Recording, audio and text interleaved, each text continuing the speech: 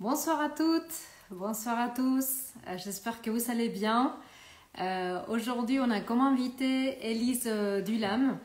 Donc du coup, je vais la chercher pour la retrouver et commencer le live ensemble. Voilà, je viens de lancer l'invitation. Bonjour à tout le monde, plein de coucou, c'est génial de vous savoir en direct. Oui, bonsoir Élise. Ça va? Très bien, et vous? On va Mais laisser très un bien peu, aussi. on va laisser un peu le temps d'arriver Ouais. à tout le Alors du monde coup, ouais, pour que c'est tout un... le monde puisse se connecter parce que ça n'arrête pas le flou, c'est génial. Et donc du coup, on va laisser quelques minutes pour que tout le monde puisse nous suivre. Je vais Est-ce qu'il faire une... restera d'ailleurs pour 24 heures le live ou pas? Que les gens puissent le voir après, si ça sera mieux. Tout à fait, tout à fait. Dès que la publication, le direct sera fini, je vais partager un IGTV, donc il va Ok, avoir un super. replay. Ça marche. Donc, c'est Que je sais qu'il y en a super. pas mal qui aiment l'écouter après, et du coup, souvent avec l'oreillette, même sans avoir l'image, un peu comme un podcast. Donc c'est vrai que ça peut être pratique. Oui, oui, tout à fait, tout à fait. Non, c'est une bonne question et c'est une des choses que j'allais dire au début Ouais, rassurer un ouais, peu. c'est ça. Du coup, bonsoir à toutes, bonsoir à tous. Vous voyez que je ne suis pas seule. Pour ce Insta Live, je suis bien accompagnée d'Élise Dulam. Bonsoir. Et le but de ce soir, c'est de faire une discussion en ligne. Elle va pouvoir vous raconter voilà, son témoignage, son vécu en tant que maman Asperger, en tant que formatrice, autrice d'un livre. Donc, on va avoir une première partie des conseils dans lesquels Elise Dulam va vous exposer des pistes dans différents aspects de la vie du quotidien, autant pour les enfants que les ados que les adultes. Et après, je vais noter les questions et à la fin, on va répondre à des questions en direct. Donc, on va essayer de laisser 20 minutes à la fin pour répondre à toutes vos questions. Donc, voilà. Tout d'abord, si vous voulez vous présenter, Elise. Je suis en train de regarder les commentaires. Apparemment, j'ai un écho sur ma vidéo. Est-ce que ça le fait encore? Je l'entends plus là. Il y en a deux ou trois qui m'ont mis ça. Si ça résonne encore, dites-le moi. Qu'on règle les petits soucis de netteté, que vous m'entendiez, que ce soit désagréable. Envoyez des petits cœurs si c'est bon, si vous m'entendez bien. Oui, Cliquez sur le côté, ça sera plus simple. il a un message de ça va mieux. Ouais, bon, écoutez, on va essayer de faire au mieux. Je suis sur la connexion du camping, du coup je suis en vacances, donc on va... Et si vraiment ça fonctionne pas, je passerai en 3G. Bon, apparemment ça va. Ok, bon, il est quelle heure? On est déjà plus de 100, c'est chouette. Salut Betty. Ça résonne un peu, mais c'est mieux. Je crois que ça vient vraiment du téléphone et parce que là, ça résonne. Enfin, c'est pas la Vous pièce dans avez la laquelle je suis. possibilité d'avoir des casques? Non, parce que je suis pas chez moi. Je pense pas avoir les oreillettes. Regarde dans mon sac à main, s'il te plaît. Yo. Si, j'ai peut-être mes oreillettes. Fais attention, t'as plein de trucs dessus, de tes lunettes et tout. Fais voir. Viens là. On va essayer. Hop. Merci. Voilà, Hop. ça c'est le direct, hein, donc voilà. C'est celle-là, j'ai plus de batterie parce que c'est des. Ah voilà. Ah ouais, mais du coup, ça se clipse en bas du téléphone et je peux pas mettre mon téléphone. Si je le mets à l'envers, mon téléphone, ça se retourne ou pas? Ah bah Là, non, c'est je peux pas. vraiment le monde à l'envers, ouais. Bon, et alors si je le connecte, attends, yo. Mais non, mais ils sont pas chargés. Bonjour de la Guadeloupe. C'est génial de voir qu'on a des followers de Alors, du coup, je suis partout. pas sûre que ce soit franchement mieux. Left, Donc, on right. va essayer avec les oreillettes. Vous nous dites si c'est mieux pour démarrer le live. Est-ce que c'est mieux? Dites-moi si vous préférez ça ou si vous préférez normal. Si ça change rien, je repasserai en classique. Dites-nous si c'est mieux. Eh, vous êtes 120, c'est chouette. Coucou de Montpellier. Alors, on fait quoi? On garde les oreillettes ou on repasse en... Ouais, si vous voulez. Allez, donc Oui, on parfait, le reste son est comme mieux. ça parce que c'est mieux. Donc voilà, parfait. Ok, super. Donc du Tu vas te coucher? coup, je vous laisse entre deux bonnes mains, Élise Dulam, Dodo. qui va nous présenter quelques conseils pour, voilà, pour les adultes, pour les enfants et pour les ados diagnostiqués TSA. Et donc, du coup, tout d'abord, est-ce que vous pouvez nous expliquer un peu quel est un peu votre parcours, comment vous avez été Ouais, diagnostiqué et voilà, présenter un peu votre situation. bah, je vais me présenter d'abord. Donc, je m'appelle Élise Dulam, j'ai 33 ans. Je suis professeure en sciences de l'éducation. Donc, je travaille dans une prépa où je forme les futurs enseignants, les futurs profs des écoles. Et je suis maman d'un pré-ado de bientôt 9 ans. Voilà. Donc, moi, j'ai eu un diagnostic très tard. Mon diagnostic a été posé en 2018, donc ça fait bientôt 3 ans. J'ai toujours, enfin, dès la petite section, j'ai vu que à l'école, il y avait quelque chose qui clochait. Alors, c'était soit moi, soit les autres enfants. Mais en tout cas, je voyais bien qu'il y avait un truc qui clochait et on n'a jamais su en fait diagnostiquer. On m'a pensé à l'époque peut-être HP au potentiel. Mais bon, il y a 30 ans, il n'y avait pas vraiment tous ces tests, toutes ces démarches qui se faisaient dans le milieu scolaire. J'étais dans une école privée, donc j'étais quand même bien prise en compte en fonction de toutes mes individualités. Donc on a laissé, et puis c'est vraiment à l'adolescence où ça commençait à être très très compliqué, et enfin la délivrance, le diagnostic. Donc j'ai toujours eu des stéréotypies, j'ai toujours eu des intérêts restreints, j'ai toujours eu des difficultés sociales. Sauf que j'ai appris en fait en grandissant à faire en sorte que mes stéréotypies soient socialement acceptées.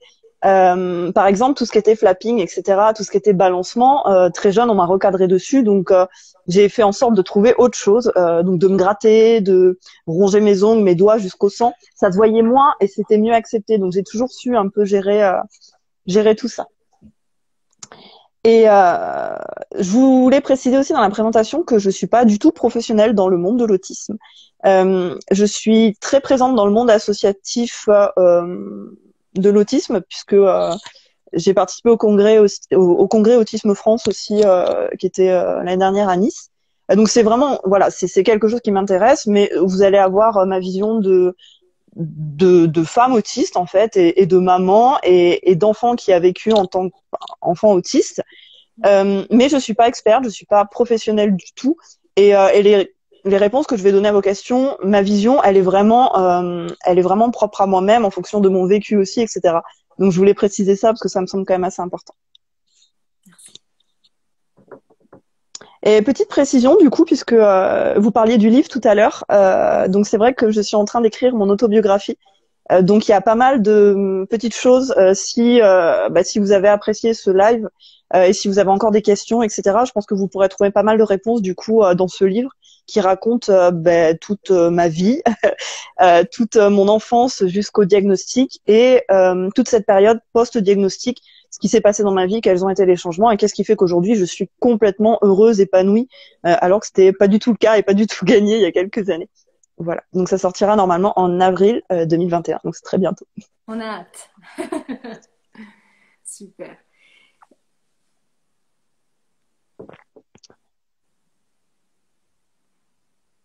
Je lis en Donc, même temps du coup oui, oui, les... oui. Donc, on avait un commentaire d'une personne qui disait que c'était très intéressant d'avoir un feedback, un témoignage justement d'une personne qui n'est pas professionnelle, sinon qui Mm. essaie du vrai vécu.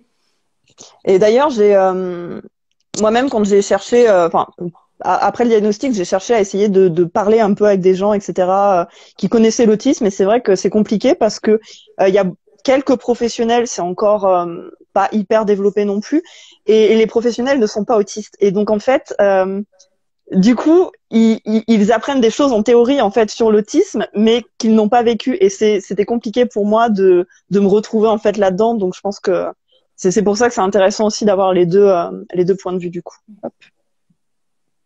Oui, oui, et c'est un point de vue qui est intéressant autant pour les familles qui peuvent mieux comprendre, mieux se mettre à la place de ces enfants, Ouais. de ces ados, mais aussi pour les professionnels, pour mieux accompagner. Donc, c'est votre témoignage, je pense, ça va être vraiment utile ce soir. On avait des questions sur le livre, si vous avez été accompagné pour faire ce livre-là, si c'est une initiative à vous, si c'est vous-même que vous avez tout fait.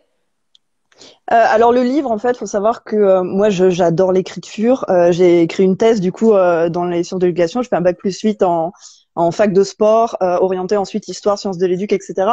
Donc écrire, ça faisait partie de mon quotidien.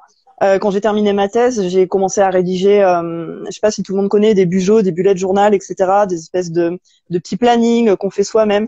Et j'ai écrit quasiment tous les jours des choses sur mon vécu, des choses sur mon passé, etc. Et puis bah, le moment est venu. À un moment, je me suis dit bon, il y a eu les réseaux, il y a eu un blog sur lequel j'ai commencé à partager pas mal de trucs. Il y a une chaîne YouTube. Je me suis dit, je vais arrêter de m'éparpiller. Je vais regrouper, je vais faire un bouquin. Et comme ça, on partira tous du même support. En fait, ce sera quand même plus facile. Et donc, du coup, je suis pas encore accompagnée. J'ai pas souhaité chercher de maison d'édition. Je vais faire l'auto-éditer. J'ai pas cherché avant parce que je savais que je voulais que ce livre soit vraiment libre de A à Z. Il y aura des photos dedans, il y aura aussi plein de petites choses en fait que vous n'avez pas l'habitude de voir dans des autobiographies. Et ça me tenait vraiment à cœur du coup de faire ça de A à Z. Donc après peut-être qu'il sera repris, c'est une possibilité. Je ferme pas les portes en fait une fois qu'il sera publié, mais voilà, je voulais que ça vienne de moi. Alors le live sera dispo. Oui, donc le live restera. C'est bien ce que disait ma collègue d'Uptoys pendant. Bah du coup en IGTV, c'est ça. Donc ça va rester un petit moment Oui, en c'est fait. ça, c'est ça. Donc, comme je disais à la fin du direct, je l'ai partagé en IGTV. Vous pouvez la voir sur Insta et on va le faire demain aussi sur la chaîne YouTube d'Optoys. Donc, du coup, voilà, vous allez avoir Bon la super. vidéo disponible à voir, revoir, partager. Et, Et que vous pouvez écouter aussi du coup comme un podcast. J'en ai pas mal qui font ça sur mon compte quand on fait des petits lives aussi, donc ça peut être sympa. Alors je vois qu'il y a des questions sur la famille et tout. Je pense qu'on répondra à ça à la fin parce que ça recoupe déjà les 2-3 questions que vous m'avez envoyées tout à l'heure sur lesquelles voilà. oui, Hop, la vie de couple, c'est pareil, on va en parler. Ne vous inquiétez pas. oui. Ok. Donc, en fait, ce qu'on va faire, c'est que je vais prendre note de toutes les questions. Et Mhm. l'idée d'Élise, c'était vraiment de commencer par des conseils autour de comment se sentir en sécurité, de comment gérer cette danger constant, les transitions, tout ça. Donc, on va rentrer vraiment sur des sujets concrets. Je vais noter toutes les questions et à la fin, les 20 minutes à la fin, on va répondre Ouais. ensemble. Ou à la fin de chaque partie, si vraiment elles sont en Voilà, lien avec la partie, voilà. très bien. Alors, je voulais commencer pour vous parler. J'avais écrit un article sur le blog du coup de Hop Toys il y a pas très longtemps que j'avais découpé en 3 parties. Donc j'ai gardé le même plan en fait pour ce live. Donc pour ceux qui ont lu l'article, il y aura des choses nouvelles. Vous inquiétez pas, c'est pas forcément redondant. Et pour ceux qui l'ont pas lu, bah ça tombe bien, on va pouvoir en parler. Donc j'avais commencé par parler du fait d'avoir besoin de me créer en fait un refuge pour me sentir en sécurité. C'est vrai que quand on est autiste, j'ai souvent eu des réflexions en me disant ouais Élise, je comprends pas, t'es un peu agressif, t'es un peu toujours sur la défensive, etc. Et j'ai longtemps réfléchi à ça, je me suis posé la question, je me suis dit c'est vrai en fait, oui. Mais effectivement, parce que à chaque fois que je ne suis pas chez moi, je me sens agressée. Et c'est pas je me sens, c'est je le suis. Je suis agressée par les sons, je suis agressée par les odeurs, je suis agressée par les changements de luminosité. Je ressens aussi la pression atmosphérique. Et donc du coup, forcément, à partir du moment où je suis pas dans mon cocon, je me sens agressée. Avez-vous des hypersensibilités sensorielles? Donc du coup, oui, forcément. Les miennes sont auditives et extrêmement fortes au niveau de l'audition. Au niveau de la lumière aussi, vous me verrez assez rarement au soleil, sans lunettes de soleil. Les changements lumineux, les néons, c'est vraiment des choses hyper désagréables. Au niveau des odeurs, j'ai en plus le goût et l'odorat qui sont extrêmement proches. Du coup, quand je ressens une odeur, j'ai de suite le goût en bouche. J'ai la mémoire des odeurs aussi. Si je regarde par exemple la télé et que je vois un champ de violette, je vais avoir l'odeur de la violette qui va me parvenir directement, comme si j'avais une violette sous le nez. C'est voilà. Donc oui, évidemment, il y a les hypersensibilités et je pense que, enfin, du coup, c'est ça vraiment que j'appelle des agressions extérieures. En plus de ça, il y a aussi l'agitation, il y a aussi la foule. Voilà, donc qui font que quand je rentre chez moi, j'ai besoin de me sentir vraiment dans un espace de sécurité et vraiment dans un cocon. Comment j'ai créé ça? Je me suis fait un intérieur et on a eu le temps avec le confinement de, de vraiment expérimenter pas mal de choses au niveau du confort intérieur. J'ai travaillé sur un espace qui est plutôt minimaliste avec des lumières qui soient plus ou moins tamisées, qui soient agréables, avec pas mal de rideaux aussi pour que la lumière m'attaque pas directement. Hop là, j'ai le portable qui bouge. Très peu de décoration. Voilà, on est vraiment parti sur quelque chose comme ça. Le but, c'est vraiment de se sentir bien. Et donc, j'en avais parlé un peu sur le blog. Si j'avais été, enfin, quand j'étais plus petite d'ailleurs, je me cachais souvent sous les tables. Et c'était, je pense, et ça a duré très longtemps, parce que je me souviens qu'on m'a dit, Élise, écoute, ça ne se fait pas, je dois avoir 12 ou 13 ans, on m'invitait à des anniversaires donc d'adolescents, et moi, au lieu de participer à la fête, au lieu de danser, etc., je me planquais sous les tables avec deux, trois bonbons, de la bouffe que j'avais récupérée sur les tables. Ouais, ça se faisait pas, mais c'était l'espace, en fait, où je me sentais bien. Et du coup, je vous parle sur ce blog. J'ai vu qu'aujourd'hui existaient des choses qui n'existaient pas à l'époque, où on s'inventait justement des cabanes, où on tirait des draps entre deux trucs. Quand je vois maintenant des tipis, des choses comme ça, des gros poufs, des veilleuses, des trucs comme ça, je pense que c'est vraiment ce que j'aurais rêvé en fait en tant qu'enfant comme espace de sécurité. Faut savoir que je me sens en sécurité dans quelque chose de petit. J'ai besoin vraiment que ça m'entoure. Vivre dans d'une maison de plus de 100 mètres carrés, par exemple, je peux pas, je me sens pas en sécurité. Vivre avec des hauts plafonds, je peux pas, je me sens pas en sécurité. J'ai vraiment besoin de ce petit espace cocooning et de ces couleurs assez sobres et de limiter la déco, etc. Donc, si vous avez du coup des enfants, des adolescents, faites attention à ça quand vous préparez les chambres, à être assez épuré en fait et assez limité, parce que tout ce qui est décoration pour nous va faire que visuellement en fait forcément ça va pomper de l'énergie en fait du coup d'un point de vue sensoriel. Et comme tout ce qui pompe de l'énergie, on le prend ensuite directement en termes de fatigue. C'est quand même agréable d'avoir un espace où on n'est pas sollicité encore et encore et encore par tout ça. Donc ouais, j'avais noté par rapport à Optoys, des lumières tavisées, des veilleuses, des coussins, des plaids. J'ai pas encore testé, mais je sais que vous faites aussi les couvertures lourdes, ouais. Et alors ça a l'air complètement incroyable. Et j'ai pas mal d'autistes qui m'ont dit avoir eu testé et que c'était complètement génial. Donc je pense que ça fait aussi partie des choses qui permettent de se sentir finalement en sécurité. Avec ça. Moi, j'ai un espèce de gros, je crois que c'est le Manimo, oui. Un gros lézard. Je suis en photo d'ailleurs je me suis pris en photo avec pour le site. Et non, ça c'est le petit. J'ai mon assistant à côté. Donc le Manimo, c'est un lézard un peu plus gros que ça, enfin beaucoup plus gros, qui fait 3-4 kilos, je crois. Hein. Oui, et je le mets sur mon dos, je le mets sur mes épaules, c'est bien lesté. Et de suite, on ressent un apaisement en fait. Alors je saurais pas vraiment l'expliquer. Mais je me sens plus en sécurité et du coup je me sens plus apaisée, je me sens bien avec ça. Donc c'est des trucs qu'on peut mettre sur les genoux, qu'on peut et ça fait partie des outils qui sont quand même du coup assez intéressants. Et comment vous vivez cette situation? Est-ce que parce qu'il y a des questions autour de ça, est-ce que ouais, j'ai pas pu lire. la situation actuelle, est-ce que ça vous rajoute beaucoup plus qu'une personne sentait ça? Est-ce que comment vous le vivez? Au début, en fait, moi personnellement seule, très bien, parce qu'au final, on nous a interdit de sortir de chez soi. Je veux dire, pour moi, c'est le pied, quoi. Je pouvais pas demander mieux que ça. C'est personne dans la rue, donc en fait, quand je sortais balader le chien, il n'y avait pas un bruit. On me cassait pas les pieds parce que mon chien levait la patte sur une plante. C'était voilà. Après, là où ça a été compliqué, c'est quand j'ai eu mon fils du coup quand même dans les pattes, 24 heures sur 24, comme tout le monde, et que j'ai dû gérer mes cours en visio et les activités extrascolaires qu'on sautait, etc. Là, ça a commencé à faire beaucoup à gérer parce que j'ai besoin réellement de temps pour moi. Et quand je mets mon fils à l'école le matin à 8h30, je sais qu'en gros, de 9h à 16h, je vais pouvoir organiser et gérer mon temps. Et vraiment, si je me sens fatiguée, etc., je profite de ce temps-là pour remettre un peu les compteurs à zéro, sensoriellement parlant, et me reposer, etc. Et là, le fait de pas franchement savoir déjà quand est-ce que la vie reprendra son cours et d'être sollicité du coup du matin au soir, même si j'ai un enfant qui est hyper compréhensif, c'était quand même, c'était quand même compliqué. Mais sinon, enfin, j'en garde pas un mauvais souvenir. Après, ce qui m'embête plus, c'est le problème de liberté en ce moment, de se dire que on nous dicte un peu tout, et ça, j'ai un petit peu de mal.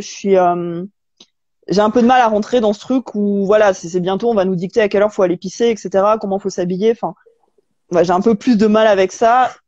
Je le prends un peu comme une injustice aussi, donc c'est pas facile à vivre forcément psychologiquement. Mais sinon, bon, moi, le mètre de distance, j'en suis ravie, hein, que les gens ne me bousculent plus, ne me touchent plus, ne me frôlent plus. Les bises, on n'en parle même pas. Je suis ravie aussi. Enfin, il y a quand même des bons côtés. D'ailleurs, j'espère que ça durera bien longtemps après le Covid, parce que c'est quand même assez chouette. Ouais. Ok. Et par rapport à la gestion de stress, en Euh, général, hein, pas que dans ce contexte-là, quand vous En faites, général, quels sont... euh, je pense que je suis tellement habituée à mon stress, en fait, qu'il fait partie de mon quotidien.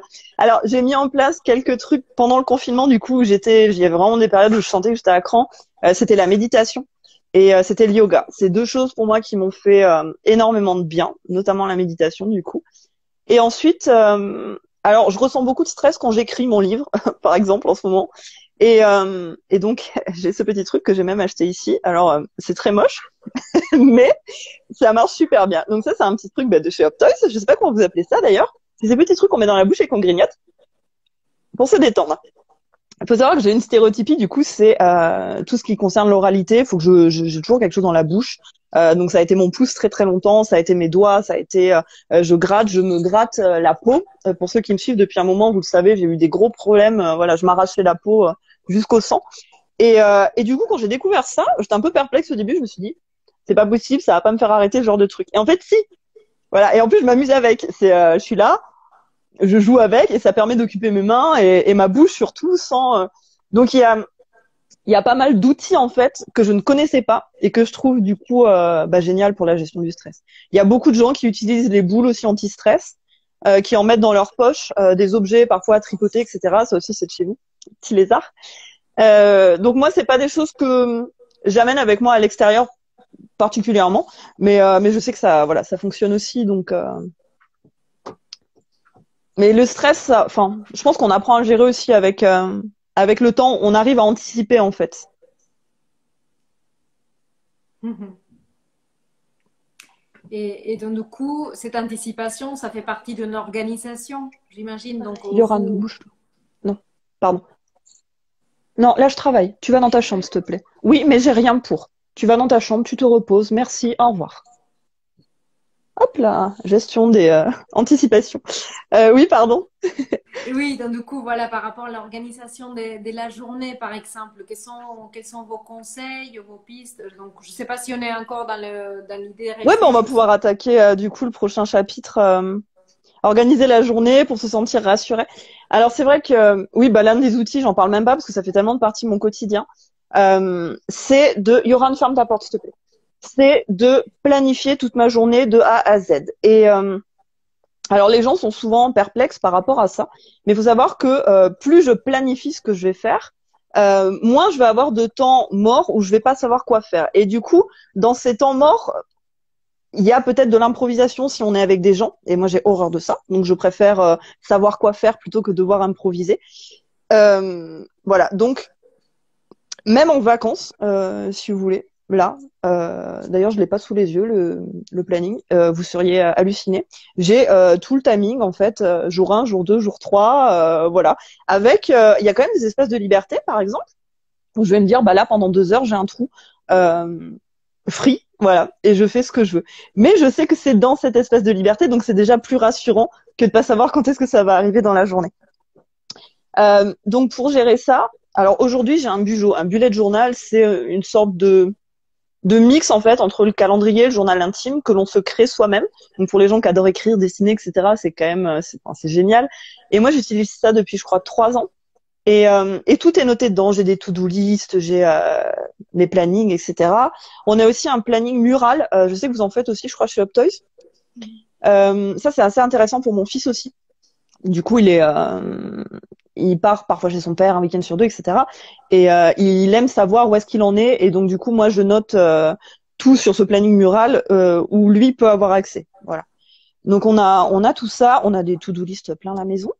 Et c'est pas comme les to-do list où ça va nous mettre la pression et il va falloir qu'on fasse et on se sent pas bien si on n'a pas fini, etc. Pour moi, je le prends pas du tout comme ça. C'est vraiment des choses qui me rassurent. Je sais que si je l'ai pas fait la veille, eh ben c'est pas grave, je vais la reporter sur le lendemain. C'est pas quelque chose qui est anxiogène, au contraire, justement puisqu'on est vraiment dans la gestion du stress. J'évite de remettre à demain, mais ça c'est parce que ça fait partie de ma personnalité. J'aime que les choses soient faites et je dors mieux si j'ai fait ce que j'avais à faire plutôt que de le faire le lendemain. Ça me permet aussi de vider ma tête et de me poser le soir dans mon lit en me disant voilà, tout est fait, tu peux te poser un peu. J'expérimente aussi beaucoup les pensées poubelles. Bah, quand j'ai des pensées qui tournent un peu en rond, bah, je prends un papier, je les écris. Voilà, ça peut être petite solution comme ça. J'écris pour me libérer. Hein, le livre, voilà, c'est l'écriture, ça fait partie de des petites choses qui me rassurent et voilà, qu'organisent un peu. Et puis, je surveille mes niveaux de fatigue. Ça fait partie aussi de l'organisation au quotidien. Je surveille mon niveau de fatigue physique, mon niveau de fatigue sensorielle et mon niveau de fatigue d'un point de vue plus général. Je le fais pas tout le temps, je le fais dans des périodes où je vois que je me sens très fatiguée et où je comprends pas pourquoi. Et donc, si vous voulez, je mets des curseurs en fait où je m'écris, je sais pas, genre de 1 à 5 où j'en suis. Et je note pendant 1 mois, 2 mois, 3 mois. Et à la fin du mois, je regarde dans mes grands plannings, etc. Ce qui peut influencer ces niveaux de fatigue spécifiques. Et puis, du coup, ça me permet d'y remédier. Alors moi, souvent, c'est les relations sociales et même des choses que j'adore faire, comme le sport, comme l'escalade que je pratique du coup, où on peut pas grimper seul, il faut forcément être au moins deux. J'adore.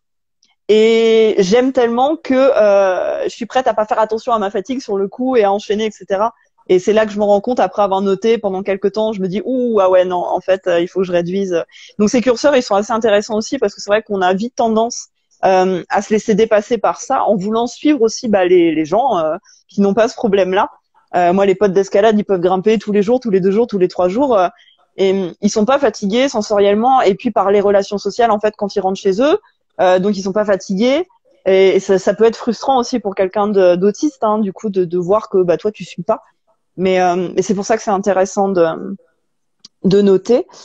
Qu'est-ce que je voulais vous dire sur ce paragraphe aussi, j'utilise aussi 2 outils qui sont assez intéressants, c'est le timer.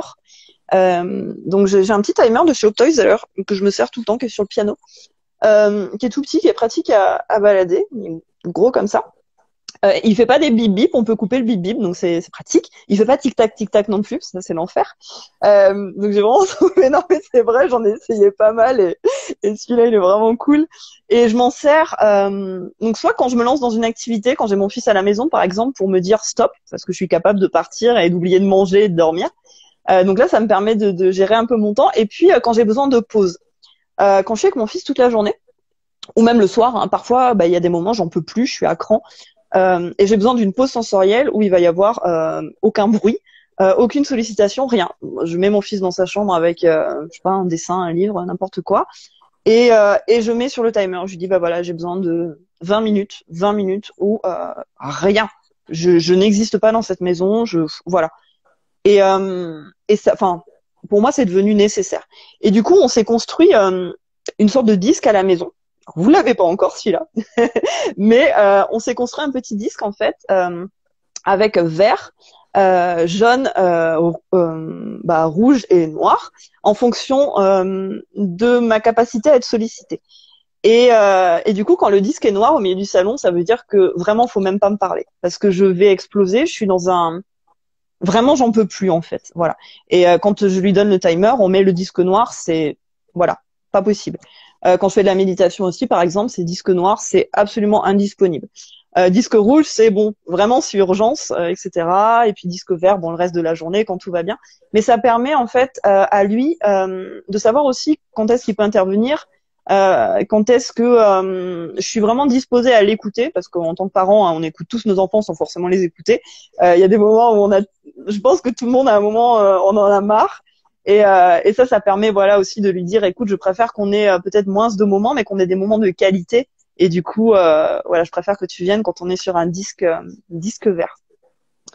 Et puis dernier point par rapport à ça. Ah oui, je voulais vous parler aussi des panneaux de routine interactive. Optoise fait des panneaux de routine interactive, ce qui est bien pour les enfants, les ados, ce qui leur permet du coup de gérer leur journée en collant des petites étiquettes. Hein, je crois que c'est ça le principe. Et puis donc soit des pictos, soit des écrits du coup pour enchaîner les divers tâches qu'ils ont à faire, par exemple le matin, etc. Moi, je le fais avec mon fils à l'écrit. Voilà, c'est assez pratique et c'est vrai qu'on en avait discuté la première fois qu'on s'était vu en visio. Les parents les utilisent souvent pour en pensant que on met ça forcément pour rendre les enfants autonomes. Et moi c'est vrai que je l'ai utilisé longtemps, j'en avais pas besoin en fait, mais donc c'était pas pour l'autonomie, mais c'était vraiment parce que ça me rassurait et ça me permettait de créer des routines tout simplement et de me rassurer sur ces routines et de me dire mes routines elles existent, c'est pas une tare déjà parce qu'on entend souvent que c'est pas forcément bien d'avoir des routines. Donc ça me rassurait là-dessus. Je disais c'est génial, on peut les mettre au mur, donc c'est pas une honte, c'est trop bien. Tu peux vraiment passer du temps dessus. Tu peux vraiment tous les jours refaire la même chose. Moi ça a été, enfin c'est génial. Et justement le fait que les actions s'enchaînent sur ces petits tableaux, ça permet de comprendre qu'il y aura pas de petits temps morts, ces temps qui sont hyper stressants. Parce que tout s'enchaîne. Ou alors, s'il y a un temps mort, il faut créer la vignette du coup, temps où tu fais ce que tu veux, t'es dans ta chambre, etc. Mais ça permet voilà que surtout tout s'enchaîne et qu'on n'ait pas de moments où on est perdu, quoi. Parce qu'au début, c'est ça. Aujourd'hui, un peu moins, c'est encore, j'ai envie de dire, pas beaucoup, mais j'ai besoin de savoir ce que j'ai à faire tout au long de la journée, quoi. Que quand je m'endors le soir, le lendemain, j'ai besoin, je sais, demi-heure par demi-heure, où je vais être, avec qui je vais être, comment ça va se passer, dans quel, au maximum, voilà, dans quel endroit je vais être, quels sont les gens avec qui je vais interagir, les couleurs autour de moi, les sons, les odeurs. Enfin, j'ai besoin de ça. Donc c'est vrai que bon, ça fait partie des outils qui me semblent intéressants. Et une question concernant cette partie un peu d'organisation. Donc, Marco nous a dit il avait trouvé très intéressant l'idée de mesurer, de suivre l'état des fatigues, mais il aimerait savoir pour lui quels seraient les indicateurs. Parce que vous avez parlé de la partie un peu plus générale, un peu plus sensorielle, mais quels indicateurs pour mesurer? Alors, je pense que c'est assez personnel. Moi, c'est des choses que j'ai mis plusieurs mois à mettre en place. Au début, je mesurais que ma fatigue générale et je faisais énormément de sport. Et à un moment, je me suis dit, ben ouais, mais forcément, t'es fatigué, c'est normal. Tu cours tout le temps, tu nages, tu fais du vélo, c'est normal que tu sois fatigué. Et quand je me reposais le lendemain, des fois, il y avait plus de fatigue physique, mais je me sentais encore pas bien. Alors au début, j'avais du mal à dire que c'était de la fatigue. J'avais du mal à me concentrer, j'avais du mal à avancer dans mes projets, etc. Et je me suis rendu compte que c'était une autre type de fatigue. Ça pouvait être de la fatigue intellectuelle, par exemple. Euh, quand je fais du sport avec des gens, quand je pars sur des sorties escalade où on est beaucoup, il y a beaucoup de bruit, etc. Je rentre le soir, je me sens à cran. J'aurais du mal à décrire parce que c'est assez compliqué en fait. Et je me suis rendu compte que c'est vrai que quand j'étais sollicitée, très sollicitée d'un point de vue social, euh, je l'ai mis moi dans ma case du coup fatigue sensorielle. Mais ouais, c'est expérimental en fait, j'ai envie de dire. J'aimerais pouvoir vous dire, on peut catégoriser. Alors je pense que la fatigue physique, la fatigue psychologique et la fatigue intellectuelle, on peut déjà arriver à les différencier. Fatigue physique, vous êtes fatigué d'un point de vue physique, vous avez fait une grosse journée, vous avez beaucoup marché, etc. Fatigue intellectuelle, c'est vous avez travaillé toute la journée, vous rentrez chez vous le soir, vous vous sentez pas forcément bien, vous avez peut-être du mal à vous concentrer. Moi, des fois, c'est des périodes où je rigole beaucoup aussi, où j'ai la connerie, où je vais sortir des conneries, je vais plus filtrer. Voilà, ça fait partie de la fatigue intellectuelle. Et après, je pense que la fatigue sensorielle, c'est vraiment quand pour moi, c'est plus intense et on se sent vraiment pas bien. Le moindre son, on a envie de pleurer parce qu'on est surchargé en fait. Voilà. Mais je pense que, alors j'essaierai de travailler sur ces indicateurs. Si c'est des choses qui vous intéressent pour pouvoir essayer de les définir un peu mieux. Mais je pense que c'est un travail qu'il faut faire en groupe pour voir avec d'autres outils justement comment vous ressentez ça. Et par rapport aux troubles du sommeil, justement, on parlait de la fatigue, il a eu pas mal des questions autour de ça, donc je ne sais pas si c'est prévu après ou si on le laisse pour la Non, mais je fin. peux en parler rapidement parce que alors moi, je suis pas du tout confrontée à ça. Après, je prends un traitement. Moi, je suis sous neuroleptique depuis des années pour m'aider à canaliser mes émotions. Et du coup, ces neuroleptiques m'aident à dormir. Voilà, concrètement. Donc, je suis pas. Je sais qu'il y en a énormément qui galèrent avec ça. J'ai la chance de pas avoir ça. Et heureusement parce que j'ai besoin d'au moins 9 heures de sommeil par jour. Donc, si je dors un peu moins la nuit, je sais que je vais avoir besoin le lendemain d'une sieste. C'est vraiment parce que sans le sommeil, ce qu'il faut savoir, c'est que en fait, le cerveau autistique. Yoran, tu fermes la porte, s'il te plaît. Je sais, tu fermes la porte, s'il te plaît. Justement. Le cerveau, quand un cerveau normal, en fait, au niveau sensoriel, il va avoir des barrières partout. C'est-à-dire qu'il va entendre un son, il va le filtrer, il va poser des barrières et le son va être entendu normalement pour vous. Vous allez ressentir une odeur, elle va être filtrée, etc. Bon, nous, notre cerveau, il fait pas ça.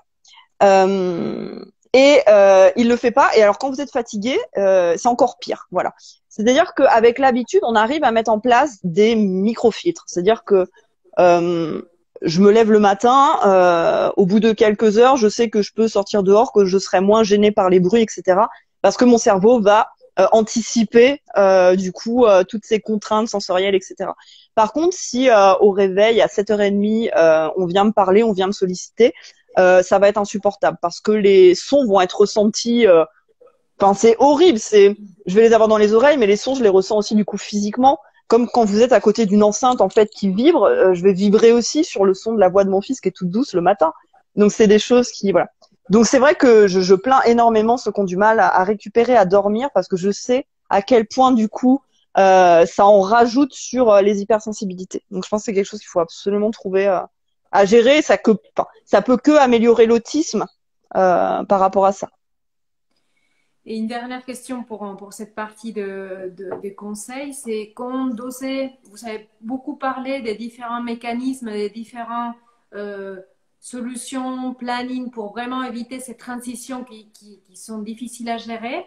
C'est une maman d'un enfant en TSA, donc du coup, elle nous pose la question de dire comment doser la limite, c'est-à-dire à quel point je vais lui aider à qu'il soit rassurant et à quel point je vais favoriser la différence ou pousser trop un outil qui va être un peu contre-productif. Donc, quel est votre point de vue? Euh, sur des C'est enfants. difficile, en En fait, général, comme ça. de toute façon, ce qu'il faut savoir, c'est qu'enfant ou adulte, on va avoir les mêmes besoins en termes d'organisation. La différence qui va se passer, c'est qu'un enfant, c'est ses parents du coup qui vont lui organiser en fait le calendrier, et lui, avec la maturité, va finir par s'organiser le sien. Mais il lâchera pas en fait ce format organisation. Ce qu'il faut faire, c'est peut-être petit à petit lui laisser plus de temps, pas forcément des temps libres, mais des temps que lui va pouvoir remplir lui-même en fait. Et petit à petit, moi j'ai besoin de ce support écrit parce que je suis quelqu'un de très visuel, mais tout le monde travaille pas comme ça. Je sais qu'il y en a qui l'ont directement dans la tête, ils savent à telle heure ce qu'ils vont faire, etc. Mais il faut savoir que c'est des choses dont ils vont avoir besoin toute leur vie, donc on peut pas l'enlever. Par contre, on peut leur apprendre à le faire eux-mêmes et à garder ça dans un jardin secret en fait, à pas avoir besoin de le partager forcément dans le milieu familial, etc. Je sais pas si ça Merci répond beaucoup. forcément à la question, mais ouais. Oui, je pense que vous avez répondu. Après, c'est toujours la difficulté d'essayer de se mettre à la place de l'enfant et savoir, parce que là, vous faites tout, vous faites la autorégulation, mais quand c'est de l'extérieur, c'est toujours plus compliqué. Ouais, j'imagine bien. Mm. Très bien, et on a plein de messages de merci beaucoup de votre témoignage, Ah, c'est c'est cool. intéressant, donc voilà, merci beaucoup. Merci à vous. C'est chouette, on est plus de 100, c'est trop bien. Oui, c'est super. Alors, qu'est-ce qu'on avait prévu après? Je vais accélérer un peu parce que sinon on va pas rentrer dans les temps. Donc on avait un point suivant. Alors, c'est gérer son stress et les stéréotypies. Ça va aller vite parce qu'en fait, j'en ai déjà parlé au début. Donc, je vous ai expliqué que j'ai eu des stéréotypies très tôt à l'école et que du coup, j'ai cherché à faire en sorte que ce soit plus socialement accepté. parce qu'à l'époque, Asperger c'était pas connu, que l'autisme c'était pas forcément connu autant, et que on m'a traité de malade mental, on m'a traité. Puis alors aujourd'hui, tout en fait est insulte. C'est-à-dire espèce d'autiste, c'est une insulte, espèce de malade mental, c'est une insulte, alors qu'en soi ça l'est pas, quoi. Je veux dire. Et moi, je suis passée par tous ces trucs-là où fallait pas avoir l'air autiste, fallait pas avoir l'air malade mental. J'ai grandi dans une famille où fallait pas être handicapé, quoi. C'était ouf, c'était chaud. Donc j'ai réussi petit à petit à déplacer en fait mes stéréotypies. Mais il faut savoir que on les élimine jamais et que quand on en enlève une, on va la reporter forcément voilà quelque part ailleurs. Donc il faut laisser aux enfants aussi un espace du coup de stéréotypie, de liberté. Vous pouvez aussi les pousser à ce que ce soit plus socialement acceptable, parce que faut pas que ce soit un complexe non plus quand ils sortent dans la rue, avoir peur qu'avec le stress, du coup, leurs différences se voient, etc. C'est quelque chose qui est traumatisant. Si c'est quelque chose de traumatisant pour eux, vous pouvez faire en sorte avec eux de réfléchir par quoi remplacer, par exemple, ces stéréotypies, du coup, etc. Alors, ça prend du temps, ça se fait pas en quelques années, parce qu'on est vraiment sur stéréotypie, c'est quelque chose qui est du domaine du réflexe. Hein, mais petit à petit, je vous promets que ça fonctionne. Alors, qu'est-ce que je voulais vous dire là-dedans non plus que au niveau du stress et au niveau de l'accumulation sensorielle, je peux aller jusqu'à l'absence épileptique. C'est-à-dire que je vais sentir en premier point que je fatigue, que je suis à cran. Et si vraiment je continue et que j'insiste là-dedans, je peux avoir un peu comme une sorte de migraine avec, vous savez, l'aura migraineuse. Vous avez peut-être un point noir devant les yeux, le bourdonnement dans les oreilles, etc. Sauf que ça va aller très loin parce que je peux me retrouver dans des cas où je suis plus capable de parler du tout. Je vais vouloir dire une phrase et il n'y a pas les bons sons qui vont sortir dans le même ordre, donc on comprend absolument rien. Je peux pas écrire non plus et je peux pas lire non plus. Donc dans ces cas-là, c'est hyper compliqué pour moi. Ça m'est déjà arrivé dans des boulots hyper bruyants, par exemple, parce que les gens croient à un AVC ou quelque chose comme ça. Et toi, t'as pas la possibilité, si t'en as pas parlé avant, de leur expliquer. Relax, c'est rien, je vais juste me poser 2 heures dans une chambre noire à fermer les yeux où j'entends rien, etc. Ça va aller. Et souvent, c'est branle-bas de combat, tout le monde s'inquiète, alors que voilà. Mais c'est des choses qui sont extrêmement, même si c'est pas grave en soi, extrêmement fatigantes. C'est pour ça qu'il faut quand même être assez vigilant, apprendre à se connaître aussi par rapport à ça, pour pas pousser jusque-là, parce que moi, quand ça m'arrive, il me faut 2-3 jours vraiment derrière.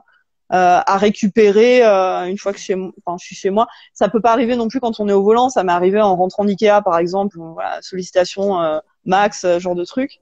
Dans la voiture, ça t'arrive, t'es pas bien, quoi. Tu t'es obligé de te mettre sur le bas-côté, de courber un peu le siège pour essayer de fermer un peu les yeux. Enfin, c'est hyper anxiogène en fait. Donc voilà, donc attention par rapport à ça. J'ai testé des casques aussi, qu'on est toujours dans ce paragraphe-là, des casques anti-bruit. Alors j'en ai testé plusieurs. J'en ai un qui ressemble à celui que vous avez, je crois que chez Optoys, où il n'y a pas d'électronique dedans, du coup. Casque classique. Moi, je l'avais acheté chez Decathlon, je crois à l'époque, mais c'est à peu près les mêmes casques.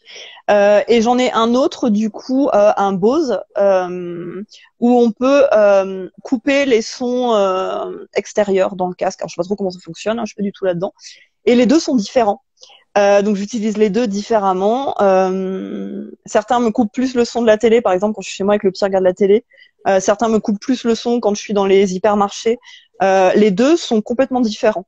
Donc, il y en a un, il n'y a pas d'électronique, c'est forcément mieux d'un point de vue voilà, mais celui avec de l'électronique est franchement pas mal aussi. C'est vraiment différent.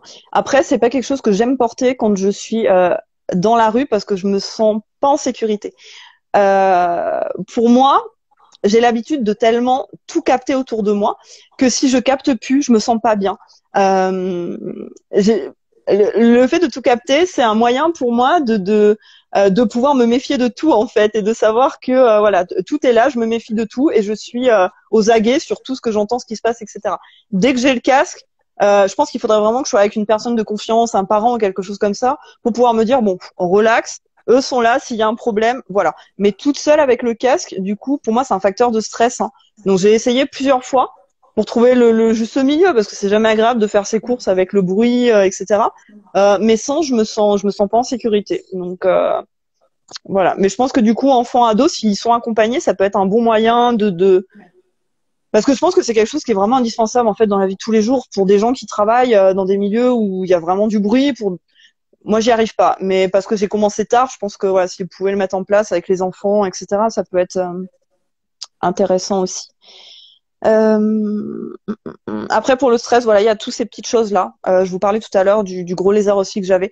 Toutes ces petites choses qu'on va pouvoir tripoter, toutes les balles, le yoga, la méditation. Je m'assois souvent aussi sur un gros ballon quand j'écris.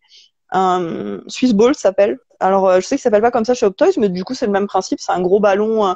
Et du coup, tu peux te balancer, tu peux écrire, tu peux te balancer dessus, tu peux faire ce que tu veux. Et c'est quand même assez chouette. Et le dernier paragraphe sur quoi je voulais vous parler, c'était la compréhension sociale, parce que je pense que c'est assez intéressant du coup de terminer là-dessus. J'ai reçu pas mal de questions du coup aussi là-dessus.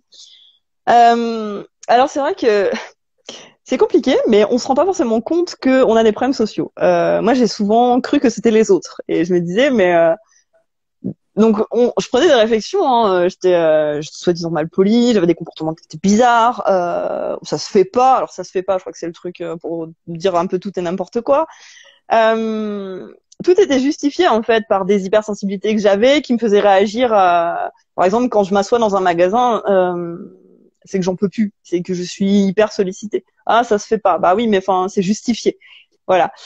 Donc j'ai jamais compris en fait. Pour moi, la personne qui me disait ce que tu fais, ça se fait pas, c'est elle qui avait un problème social.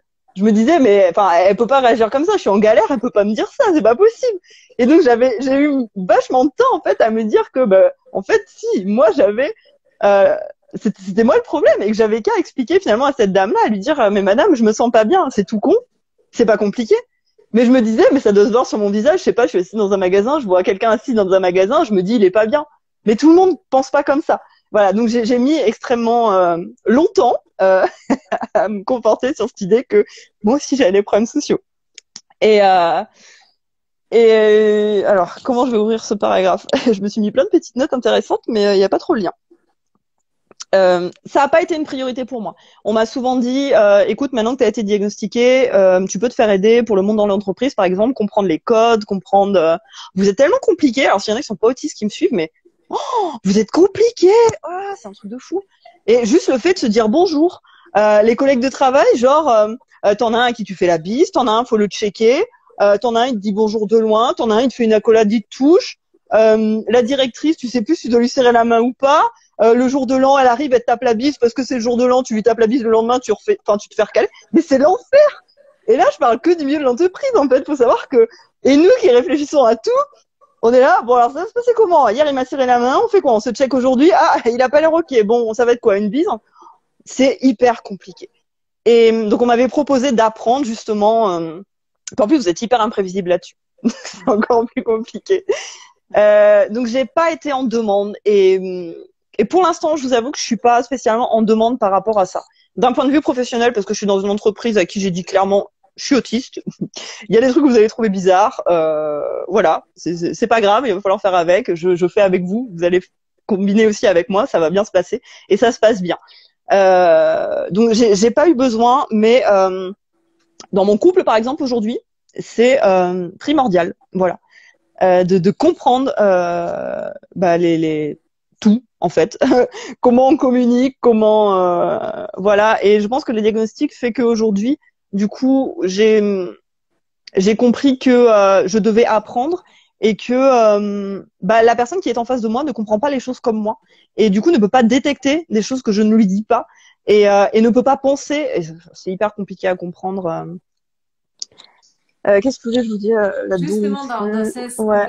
dans ce sens-là, on est une personne qui tient à poser une question parce qu'il est conjoint une conjointe neurotypique et qui dit, voilà, aussi, c'est difficile pour les conjoints neurotypiques de trouver sa place, de s'adapter à un environnement si timé, si contraint.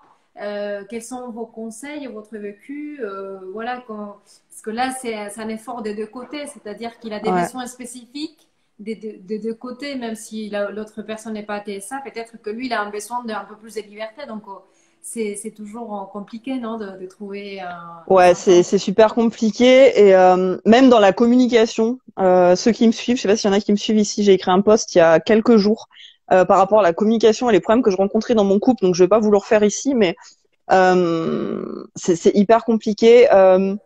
Je pense que déjà, faut être avec quelqu'un de base qui soit hyper tolérant, ça coule de source, indépendant et qui comprenne ce besoin de liberté qu'on puisse avoir. Parce que malheureusement, le besoin de liberté qu'on a besoin, et ce besoin d'être seul et d'être centré sur soi-même, parce qu'on m'a longtemps cru autiste. Oui, c'est vrai ça, je le suis.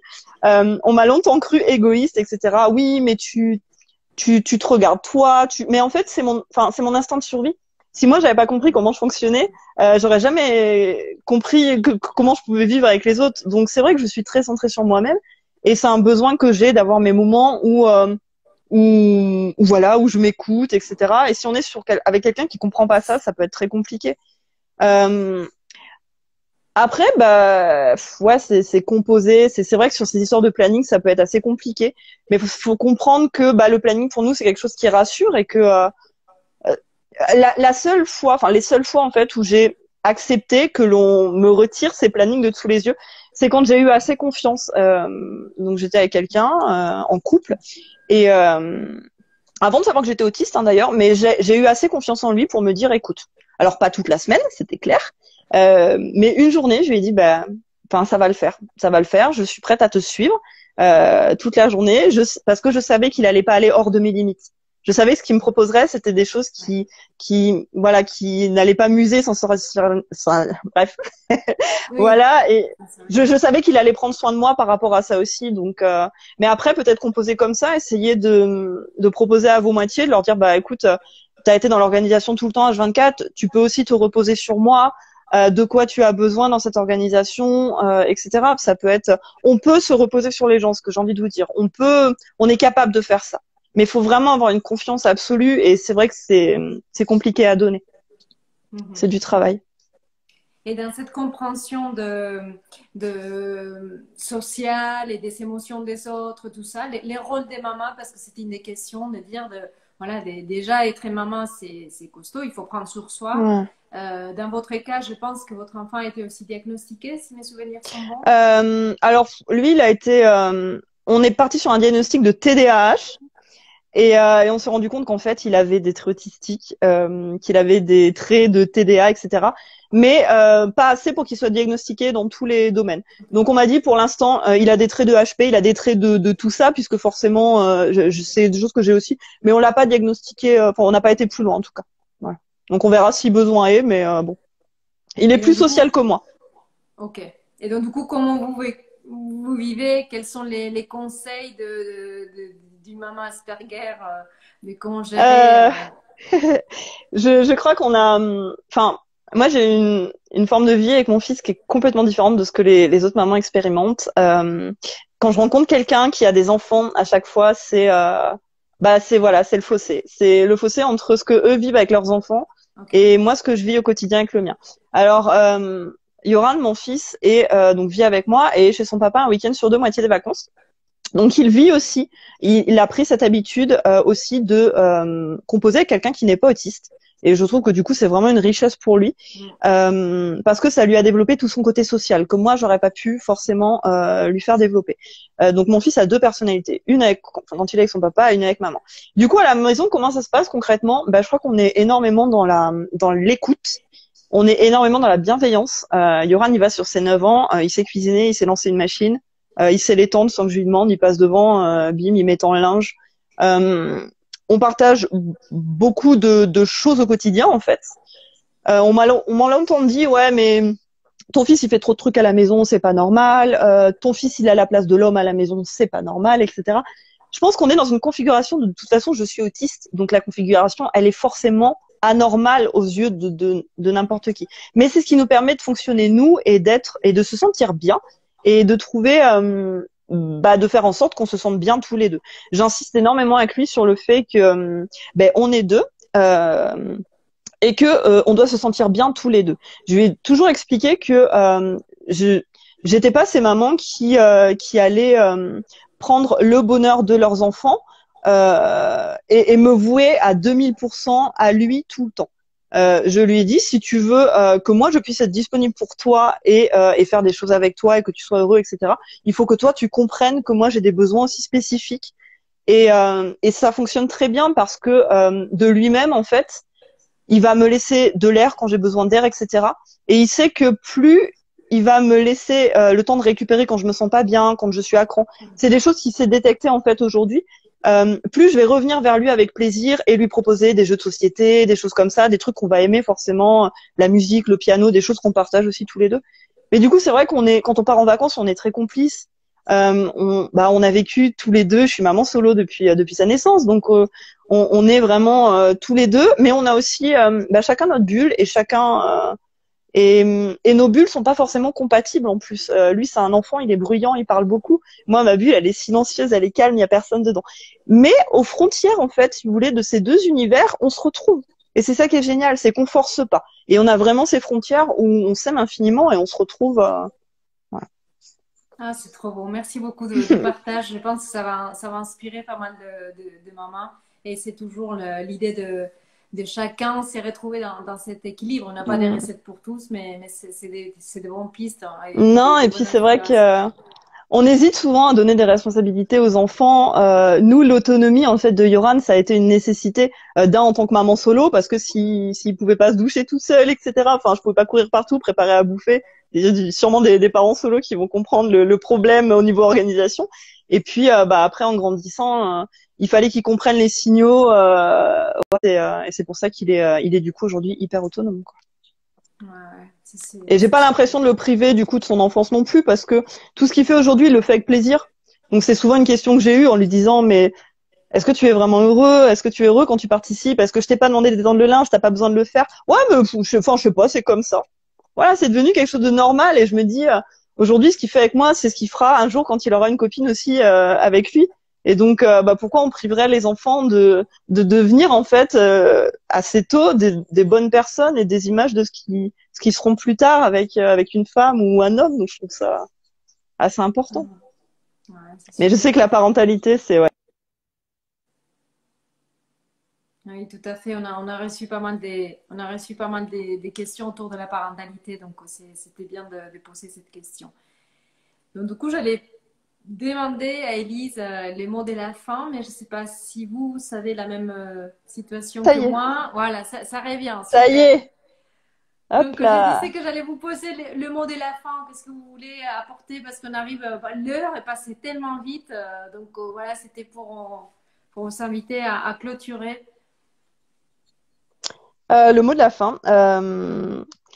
Peut-être faire. Donc on n'en a pas parlé. J'ai vu dans les questions que j'ai reçues tout à l'heure pas mal de questions sur est-ce qu'on doit pousser nos enfants, est-ce qu'on doit forcer nos enfants, mon enfant se sent pas bien à l'école, est-ce que je dois l'obliger, jusqu'à quoi je dois l'obliger.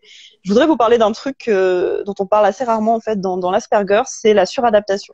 La suradaptation, c'est le fait que nous forçons en fait à vivre dans un monde qui n'est pas adapté à nous, hein, tout simplement. Il faut le comprendre comme ça. C'est vraiment ce que je ressens moi. Et du coup, toute la journée, on est confronté à des choses qui ne nous correspondent pas et on se force parce qu'il faut tout simplement. Et ça engendre chez nous une énorme fatigue. Et c'est ce qu'on appelle du coup la suradaptation. Si cette fatigue, elle n'est pas prise en compte assez tôt, ça donne des gens qui ont 30, 35, 40 ans et qui font des burn-out, qui tombent en dépression, etc. J'ai connu énormément d'Asperger qui autour de 40 ans finissent donc burn-out, ils laissent tomber leur taf alors qu'ils avaient des travails qui étaient génial, ils se séparent, et voilà, ça pète complètement. Parce que ils en peuvent plus en fait quoi. On est épuisé. Moi ça m'est arrivé avant le diagnostic. Hein, voilà, j'ai quitté mon mec, la maison, mon boulot. J'en pouvais plus. Il y a que le petit qui m'a suivi. Et alors donc forcer ses enfants à vouloir s'adapter à un monde qui est pas fait pour eux, je trouve ça assez dur. Alors je vais le dire en tant qu'Asperger, je trouve ça quand même très très dur. Euh, on alors, je dis pas qu'il faut élever ses enfants dans une bulle, etc. Pas du tout, parce que je pense qu'on doit être confronté très tôt aux difficultés de la vie réelle, puisqu'à un moment on sera tous lâchés dans la vie réelle, et faut être confronté à ça. Et c'est en vivant des expériences difficiles dans la vie qu'on va aussi s'y adapter. Mais justement, il va falloir que l'autiste trouve des des solutions, si vous voulez, pour faire baisser les curseurs quand on est vraiment très haut, qu'on se sent vraiment très mal.